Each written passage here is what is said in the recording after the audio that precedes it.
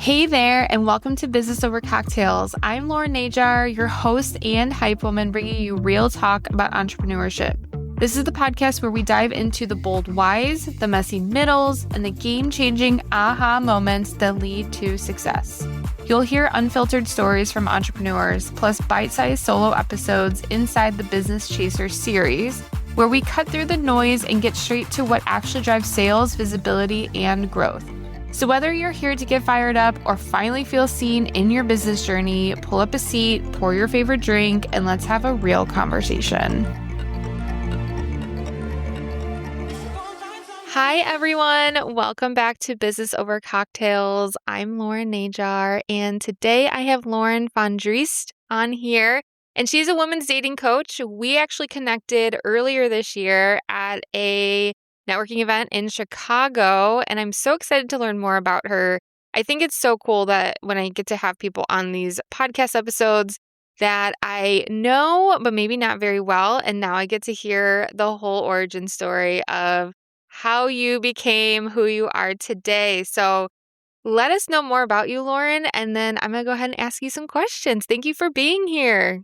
Yes, Lauren, thank you so much for having me on. I'm really excited to be here as a women's dating coach, talk all about how I got there. So I'd be happy to share my story of how I originally got into coaching, why dating coaching. So I actually took my coaching training program about 10 years ago, which feels like a lifetime at this point. But I had a friend who was going into a coaching training program, and I heard about it, and I thought, wow, actually, I could do that too. Sometimes we just need an expander or an example of someone who's doing it and showing us that that path is possible for us. And I was already naturally coaching leaders in my role in the corporate world at the time. So I went through my coaching training program. No surprise, it felt so natural to me to be in this very reflective, facilitative, transformational one-on-one space with people.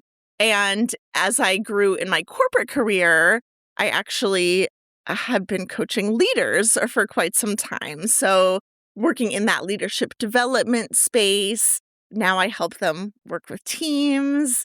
And meanwhile, I've had an entrepreneurial spirit for a while. This started about 10 years ago. I created a blog. It was called The Chicago Lifestyle. I was writing all about things to do in Chicago. And it sparked something in me that I can create something out of nothing. I can come up with a creative idea and literally teach myself from scratch how to build a WordPress website, how to hire interns to blog for me, how to create this whole brand. And whatever I dreamed up, I realized I could figure it out. I could do this. So that spirit always stuck with me. Blog is long past, but I knew that I wanted to take coaching and create my own business around it. So in 2023, a fire was lit under me, and I knew I have to follow this dream. I cannot just sit on this any longer. I don't want my life to pass by and look back and say, why didn't I ever go after that dream? So I signed up for a program to actually help me with the business side of figuring out how do I create a coaching business. But the deadline I gave myself before joining that program was figuring out what niche do I want to coach in. I'm sure many of our listeners are coaches or have worked with a coach in the past, and coaches know that's typically the first question that you have to answer. What kind of coaching do you want to do? And I thought, well, sure, I could do executive or leadership development coaching like I'm already doing in the corporate world. But if I'm going to run my own business, why not do something different? And I really reflected on my own life's challenges. Where did I learn and grow the most? Dating was the answer, the number one answer to that. I really deeply struggled with dating when I was single and dating for a period of 6 years before I met my husband. And I struggled tremendously during that time period. It really took a toll on my mental health. I wasn't getting the outcomes I was looking for or the relationships I was looking for.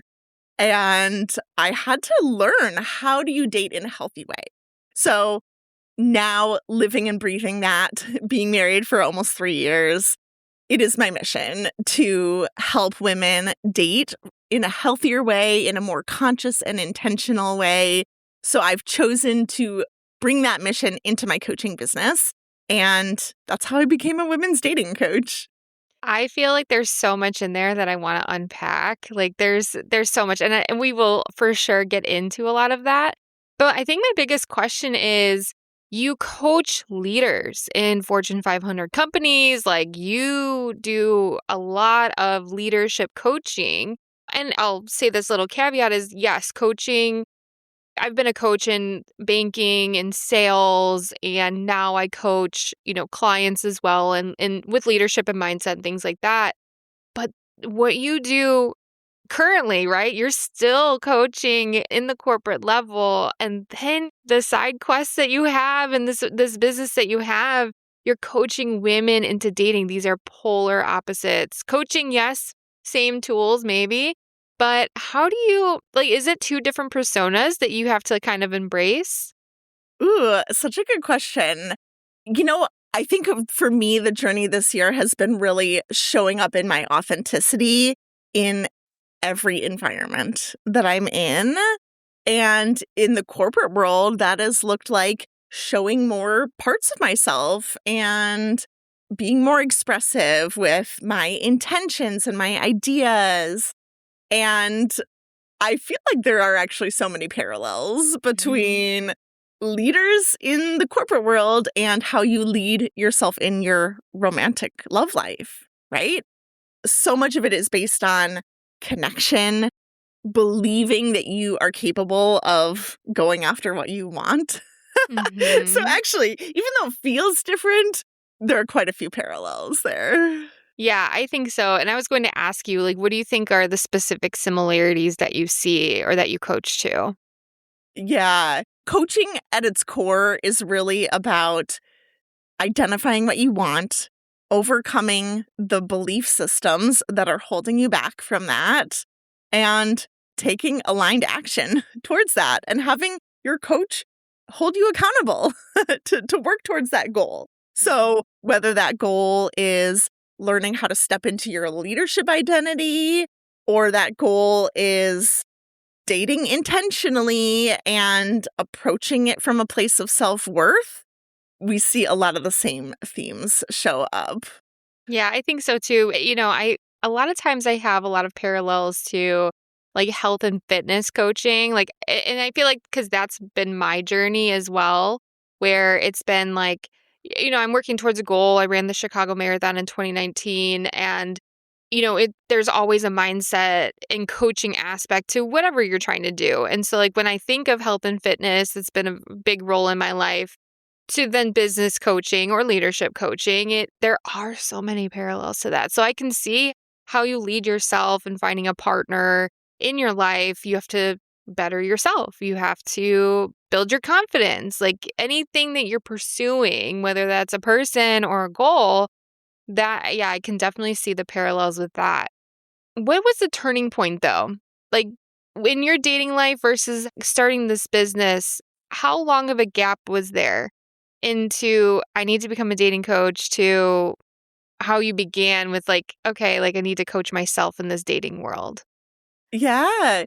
So it was in 2018 that I really upleveled my own dating life.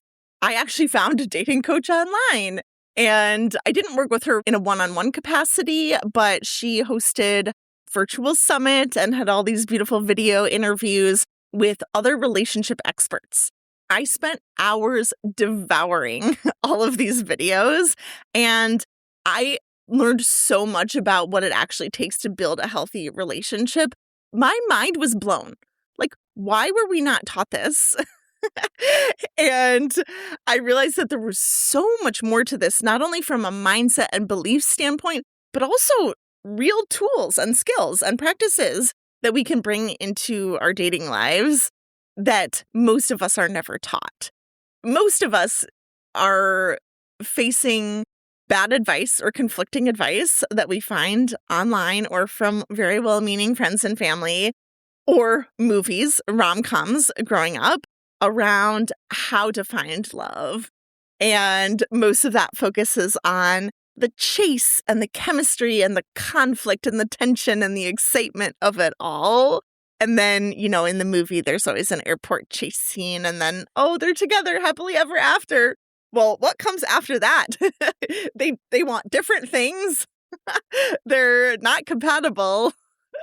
So really, it's slowing down and saying, what do I want in a partner from a values standpoint, from a lifestyle standpoint? That's where compatibility starts, not just chemistry. And creating a healthy, long-term, sustainable relationship means that you've actually checked for that compatibility, checked for that alignment.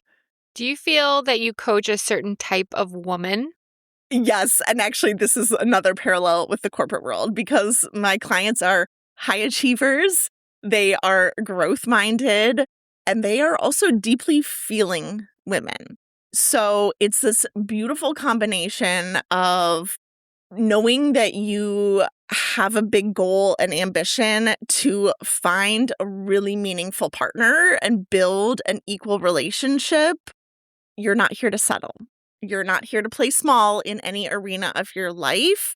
And that takes a certain amount of intention and purpose to frame how you date to be able to go after that alignment. I relate a lot to that. Yeah. I do because and this is something, and I've never worked with a dating coach. I'm not really into romantic comedies. I am more of an action and horror girly. But Okay. I think that, again, I think that we are conditioned with the traditional popular rom-coms of, someone buying you, like How to Lose a Guy in 10 Days is one of my favorite ones. And like I like that dynamic between those two in the movie, like because they're both kind of fooling each other, but also like, if you've seen the movie, if you haven't seen the movie, Yes. just go watch it. But I think when I look back at my failed relationships, I know that it was because I was shrinking myself and I was the one who was broken up with. And I look back and I'm like, yeah, like, we didn't get along because neither of us were happy because I was trying to shrink myself and my ambition to like, oh, like, this person is going to the more successful college. They are going to grad school. They are the one where I'm going to have to move wherever they are to find a job because I was going for finance and business administration. I can find a job anywhere, right? And, I really wanted to move to Chicago. This person didn't want to live in Chicago, wanted to live maybe in Milwaukee or Indianapolis. And it was just a very toxic relationship. But then when I think of how my husband and I now, how we got together, I pursued him and I stopped waiting to, like you said, stop waiting for the chase. I didn't wait for him to whisk me away. I kind of made the move myself. And I remember like having this conscious moment with myself of like, the next person I'm in a relationship with, I'm going to make that decision. Like I'm going to pursue. And here we are. We just celebrated our 9-year wedding anniversary. So for me, like again, and how you teach it, it's resonating a lot with me and then just kind of validates how I was feeling because I know that in again the previous relationships was like I was molding myself to fit into that person's life and that's just like now I feel like my husband will let me do whatever I want, right? I started my business after we were married and that's a difficult journey to take. And like, so that's so interesting to me that is kind of like your methodology and how you coach people. And then it again gives me some validation that, okay, cool. Like I did make a good decision. Yeah. Well, thank you for sharing your story. I'd love to highlight a few pieces of that. Sure. First of all, congratulations on 9 years, right? That's an incredible amount of time and commitment to be with each other and have built that conscious relationship. And what you shared about a prior relationship and feeling like you had to dim yourself or shrink yourself, you had to sacrifice your own goals and dreams for theirs. These are the things that as women, we are often cultured to do and think that that's normal. And the shift here is realizing we actually don't do ourselves any service by shrinking who we are. It's really stepping into our full, unique capacity and personality and energy that's going to find someone who aligns with that, who actually appreciates our full expression and supports us in our growth, especially as ambitious women, right? We need someone who is equally growth-minded and wants to be a supportive partner in that path. So I also love you shared, right, that conscious thought of going into your now relationship, your now marriage, that you knew you wanted to choose someone very intentionally. I have been using the tagline, stop waiting to be chosen and start choosing with purpose. Sounds like that's exactly what you did. Beautiful. Yeah, it's something that I think a lot of women struggle with. And I think of some of my friends over the years, and most of them are now married. And I have a friend who is very ambitious and independent. And, she is such a wonderful person. She's done so much for me. But she's also has not found that person because when I think of the people that she's been with, a lot of them have been like maybe not as ambitious as her. She's very ambitious. She does a lot of things on her own. And, the same thing with like, when I think of my other friends in the past years as well, like I think I relate or, a lot of us relate to each other because we do have goals and things like that. And relationships have failed because of we're waiting for the man to come save us. And that's another dynamic too I want to kind of ask you about is when I think back again to, just my life and how I would, I'm the oldest. I'm very independent as well. I've always been in a relationship. I didn't really have long periods of where I was single or dating. And so I see the pattern or I've noticed the pattern where I wanted to have someone take care of me for once because I was always taking care of someone else. And I think that a lot of times with ambitious women, we are always with energy output, whether that is running a business, leading a team, managing a team, running a corporation. We want someone to also not like come and save us, but just someone to lean on and support. And I think a lot of times that's also hard to come by. So I'd love to know your thoughts on that piece. Yes, this is so, so common for ambitious women who are giving that energy output, whether it's giving into their career or giving energy to taking care of friends or family members. And we develop this hyper independence. I'm also a very independent person. And the key here, the shift, is to practice receiving because even an equal relationship, there needs to be a balance of giving and receiving between both partners. And most of us who are in hyper independent states, we're not used to receiving things. So look at it this way. Someone offers to carry your groceries, hold the door open for you, and you say, oh, no, I got it. I'm good. That becomes our default. Like, I've got it. What if you simply shifted that and said, oh, thank you so much. I really appreciate you helping me today. And just practicing that. That's what I'm having my clients do, is practice these little moments of receiving support, receiving help, receiving even love and gratitude, even if it's not in a romantic sense, day by day. So it builds your capacity to receive. So then when you meet a partner, especially if you want them to lead in some capacities, you have to be willing to be led and receive that love and support. And when you're not used to being led, you are the leader in most hours of the day. It can be really hard to actually shift into receiving mode for that. So for anyone who's currently experiencing that, I would encourage you practice those little moments of receiving throughout every day. I think I needed to hear that. Yeah. And how much, right? Do you still need that now? hmm This is a lifelong practice, truly. And I notice now, being in marriage that giving and receiving, there are seasons of life or days or weeks where one of those feels easier than the other. And it is a recalibration and constant balance of those two. Definitely. And so I think that's a huge mindset shift for people to make. Are there any other mindset shifts that you feel are super important for ambitious women when it comes to dating? Claim what you want. Get Mm. clear on what you want in your partnership. How do you want to feel in your relationship? Do you want to feel supported? Do you want to feel like you have a partner that you could banter with or have intellectual conversations? Someone who's curious or who's a global traveler. Like, if those are the things you want, that's how you want to build your lifestyle in your relationship, claim it. And know that you do not have to settle. You do not have to shrink to find that. And I think when you say like you don't have to settle, like, because again, when we go back to the word ambitious, that in a lot of areas, women aren't settling.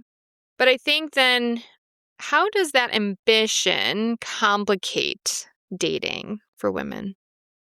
Ooh, could potentially be a lot of different answers to this question. And I would definitely go back to the ability to receive with that. But it's also managing your time and energy. Dating takes time and it takes a lot of emotional energy. And when you're focused on building a business or growing your career, often you don't have the capacity to feel drained by dating. So a lot of times I see ambitious women just putting dating on the back burner and saying, not right now, not in this season, I don't have time for this.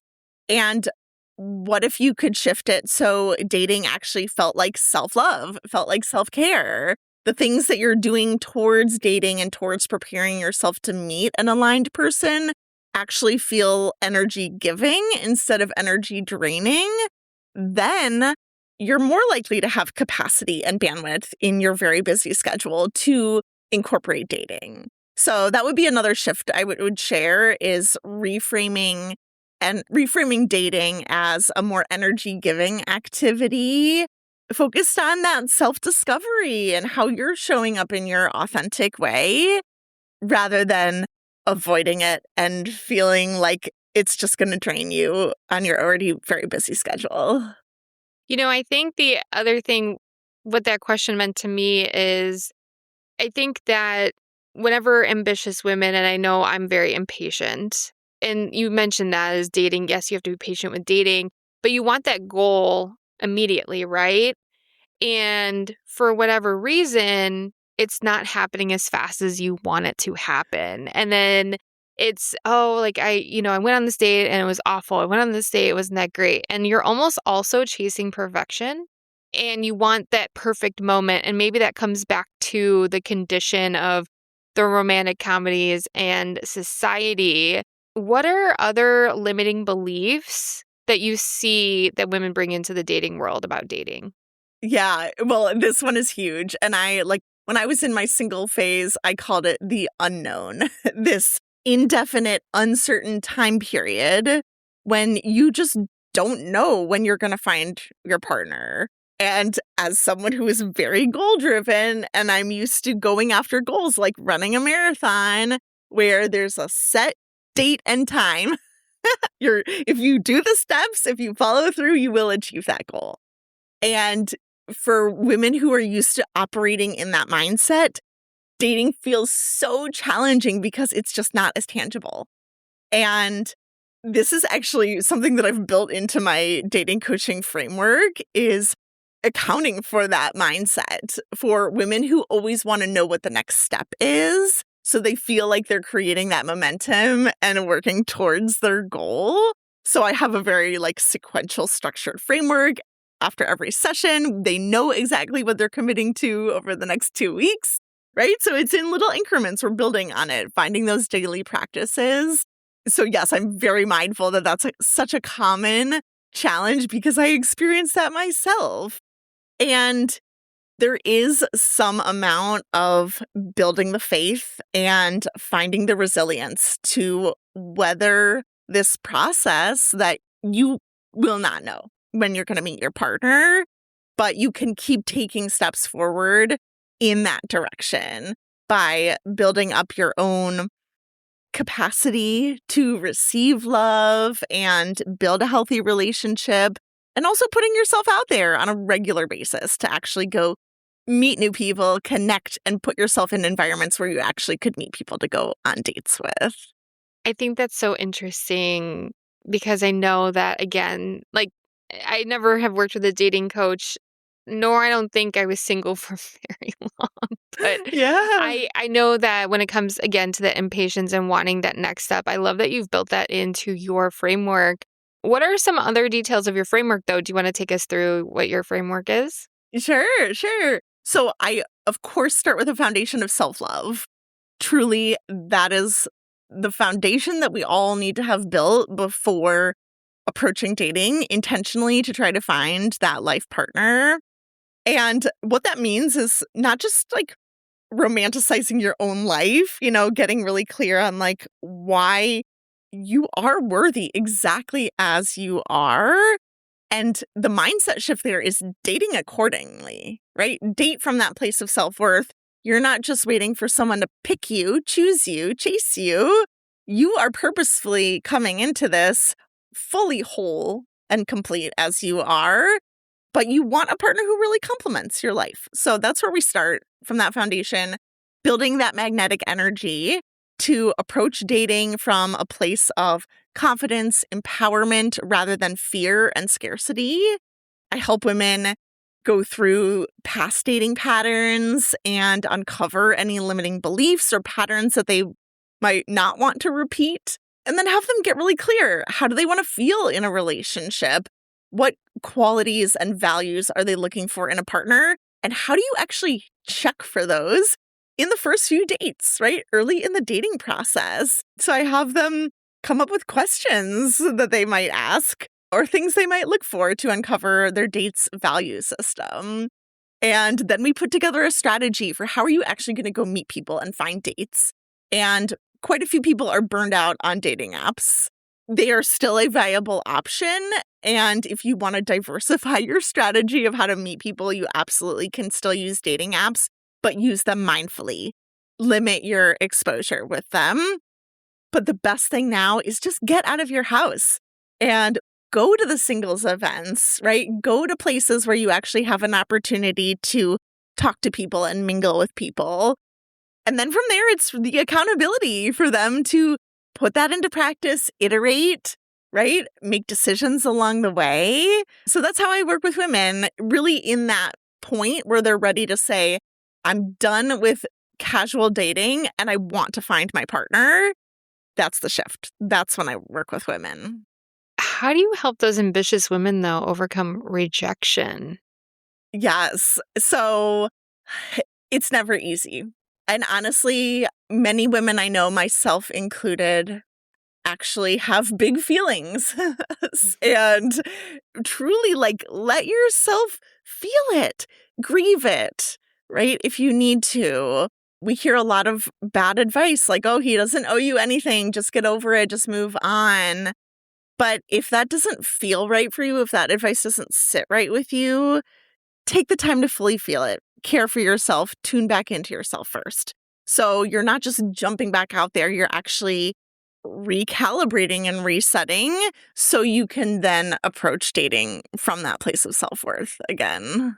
Yeah, it's hard too, right? Because again, I think about like masculine and feminine energy a lot of times. And like it makes sense to me when I have my ambitious hat on and I'm going after a goal. Like, I work really hard towards that. And dating just doesn't have that same energy, nor should you have that energy. Like, yes, you can work really hard and do all of those things. But I think because there are so many emotions tied to it, I've heard my friends over the years too just say like, this is a waste of time. The apps are a waste of time. And like you said, putting things on the back burner because they're just not getting, like they need to take a break because they're and maybe coming at it from a different angle and of course then need to work with you. But it's also like it's hard when you feel like you are checking all of the boxes and doing all of those things, that the rejection piece of that is hard.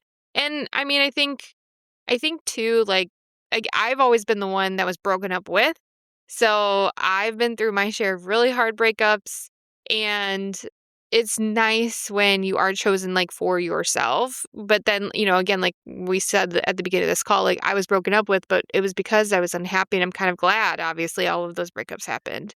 So yeah, that rejection, it's definitely a hard thing for sure, especially right when it happens. Yeah. And actually, have you heard the phrase rejection is redirection Yes. or rejection is protection? Mm. So those are both really nice reframes. And to your point, right? Even coming out of that relationship that you knew wasn't really aligned for you, it was keeping you small. It wasn't lining up with the life that you wanted to live. Even though rejection can hurt and sting so much at the time, look how much better off you are now. Truly redirection and protection from living a smaller life. Mm-hmm. Oh, I love that so much.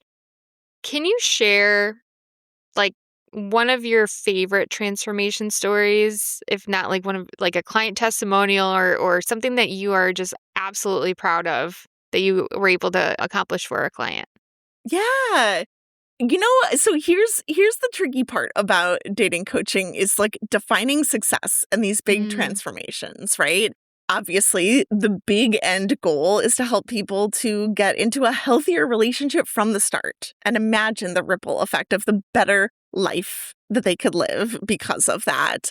Because I'm still new in this, my clients are still dating.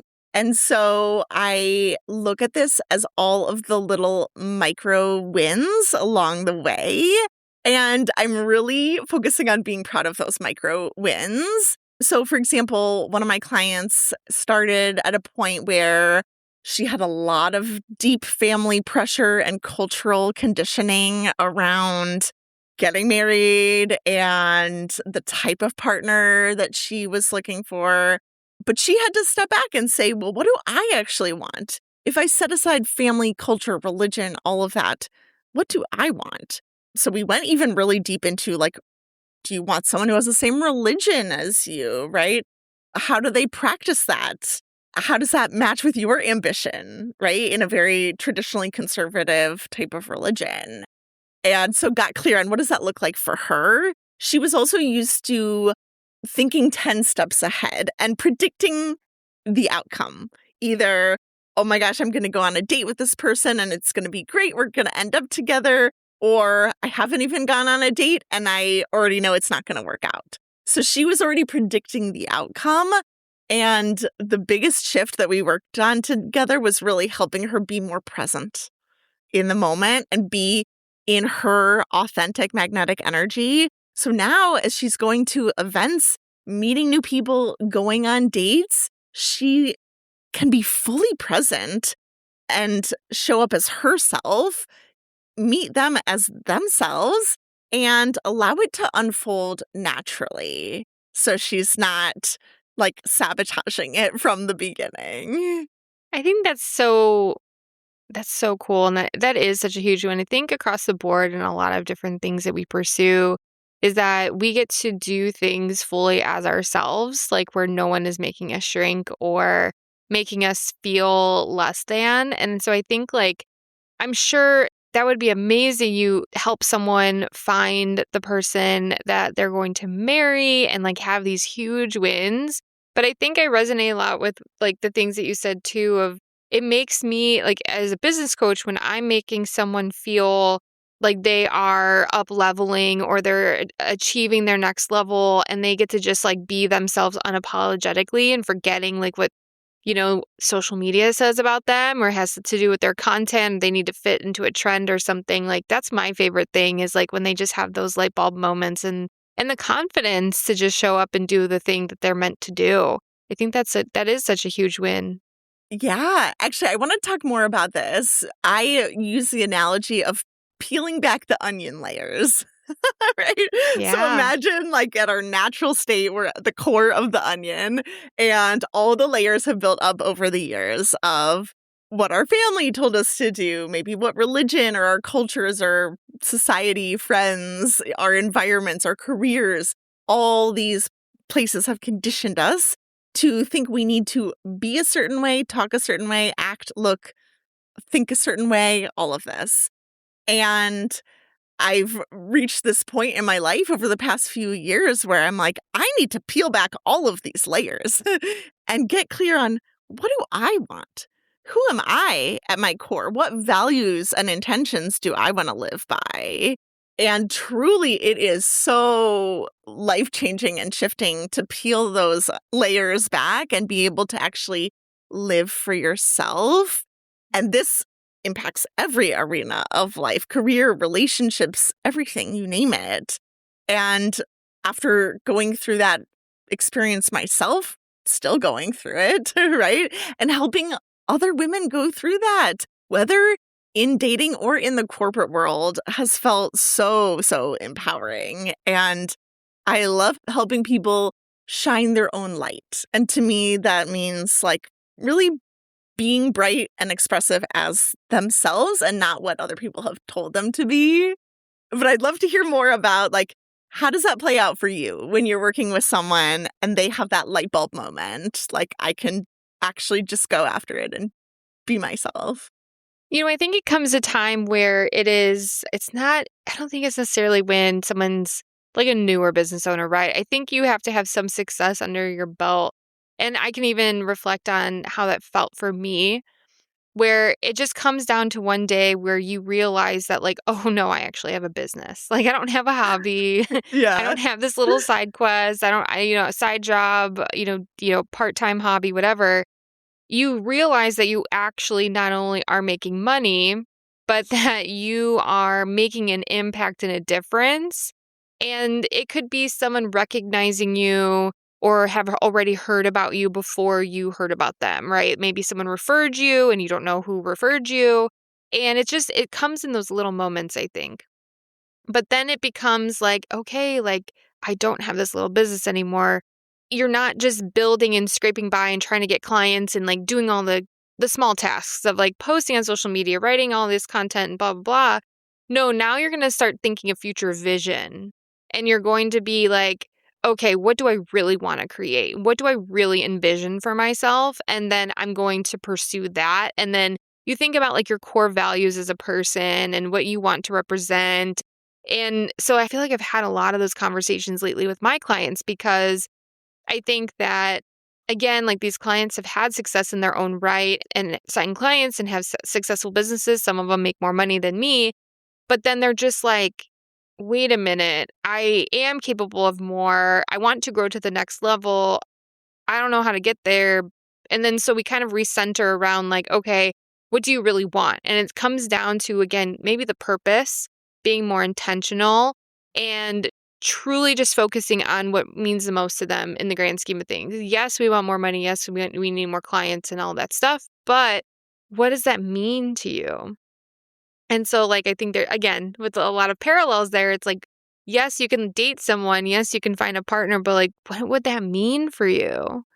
How would that make you feel to get that goal, right? It's not like a win, like check off of a list. It has to be more than that. And there's more substance there.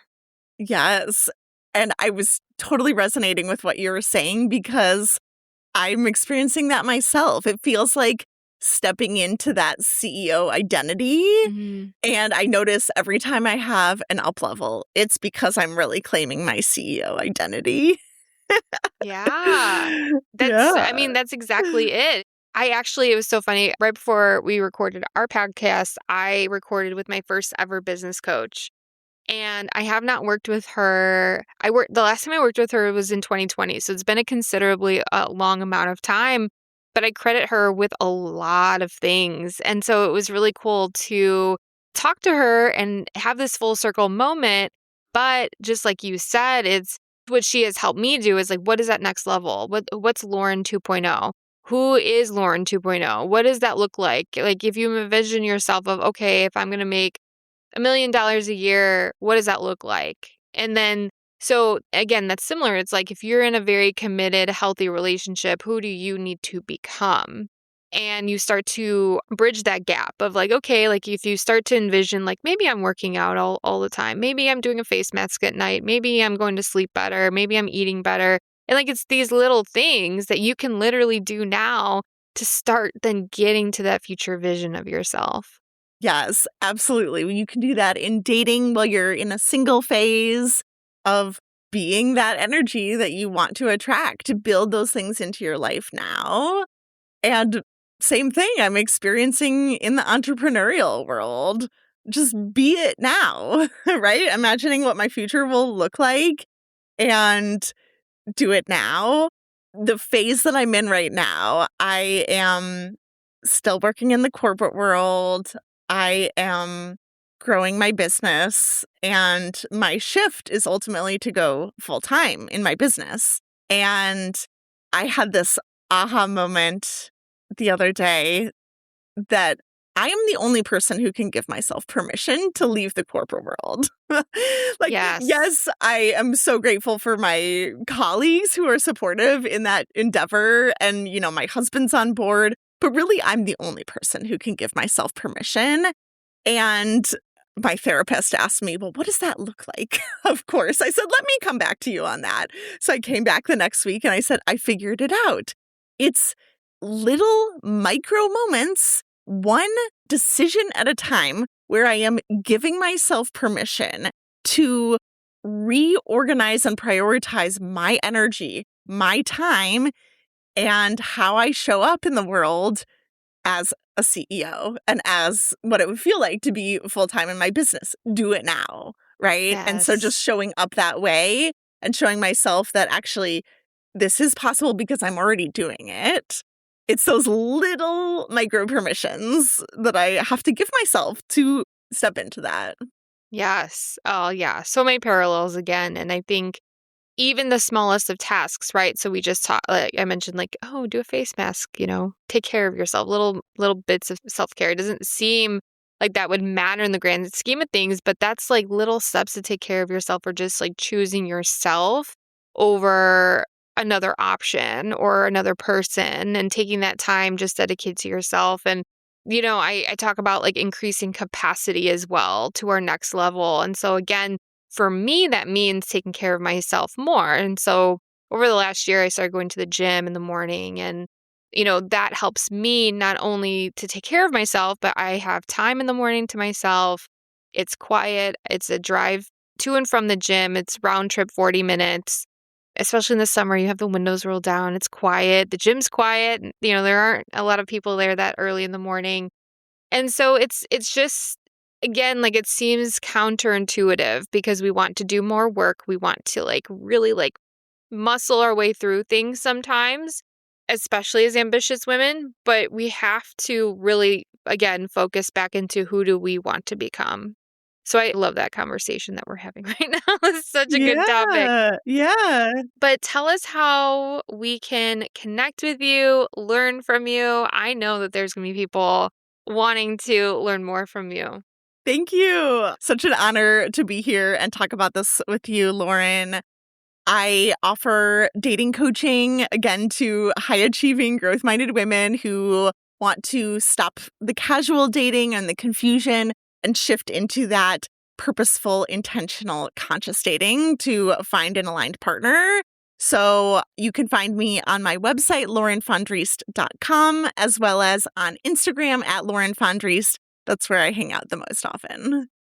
Thank you so much for this conversation. I feel like we could keep talking about all of these parallels and all these things we're doing to up-level. It's just so important, so essential. But thank you so much for coming on here. I really enjoyed our convo. Thank you so much. And Lauren will be back later this week for a Business Chaser episode, and I'm so excited for you guys to hear it. Make sure you tune in later this week. Thanks, everyone. Thanks for tuning in to another episode of Business Over Cocktails.